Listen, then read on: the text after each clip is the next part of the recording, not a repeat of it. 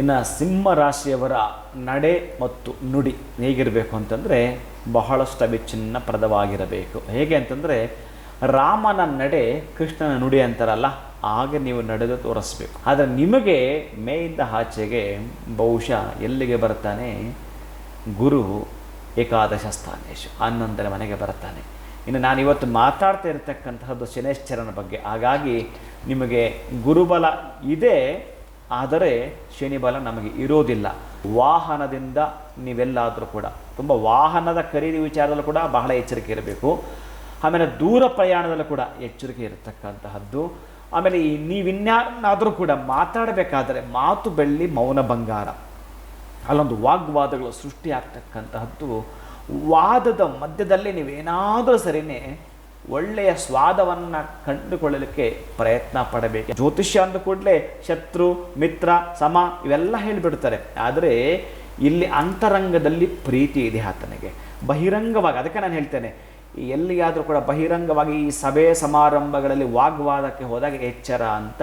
ಇದು ಒಂದು ಲೈನ್ ಹೇಳಿದಾಗ ಇನ್ನು ಇದರ ಒಂದು ತಾಸು ನಾನು ಮಾತಾಡಬೇಕಾಗಿಲ್ಲ, ಅದು ನೀವು ಅಲ್ಲಿಗೆ ಅರ್ಥ ಮಾಡ್ಕೊಂಡ್ಬಿಟ್ರೆ ಮುಗೀತು.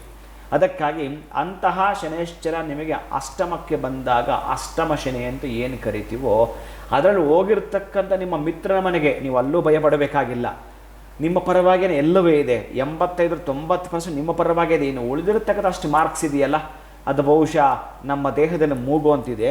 ಮೂಗು ಅಂದಮೇಲೆ ನೆಗಡಿ ಬರೋದು ಸಹಜ ಸಾಮಾನ್ಯ ಅಂತ ತಿಳಿದುಕೊಳ್ತಾ, ಇನ್ನು ಸಣ್ಣ ಪುಟ್ಟ ಕಲಹಗಳಾಗ್ತವೆ.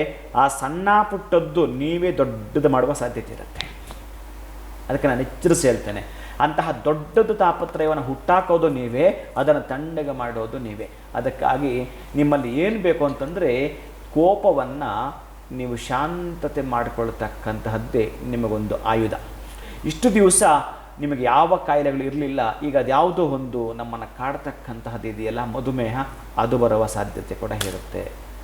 ಇನ್ನು BP ಶುಗರ್ ಇದರಲ್ಲಿ ವ್ಯತ್ಯಾಸ ಆಗ್ತಕ್ಕಂಥದ್ದು ಇರುತ್ತೆ. ಅದಕ್ಕಾಗಿ ಎಚ್ಚರಿಕೆಯನ್ನು ಹೇಳಿದಾಗ ನಾವು ಏನು ಮಾಡ್ಬೋದು ಅಂತಂದರೆ ಅದಕ್ಕೆ ಪ್ರಿಕಾಷನ್ ತಗೊಳ್ತಾ ಏನು ಮಾಡಿಕೊಳ್ಬೇಕು ಅದನ್ನು ಮಾಡಿಕೊಂಡಾಗ ಬಹುಶಃ ತೊಂದರೆಯಿಂದ ನಾವು ಹೊರಗೆ ಬರ್ತೀವಿ. ಶನೈಶ್ಚರಂದು ಒಂದು ಅತ್ಯಂತ ಶುಭದ ಫಲ ಇದೆ.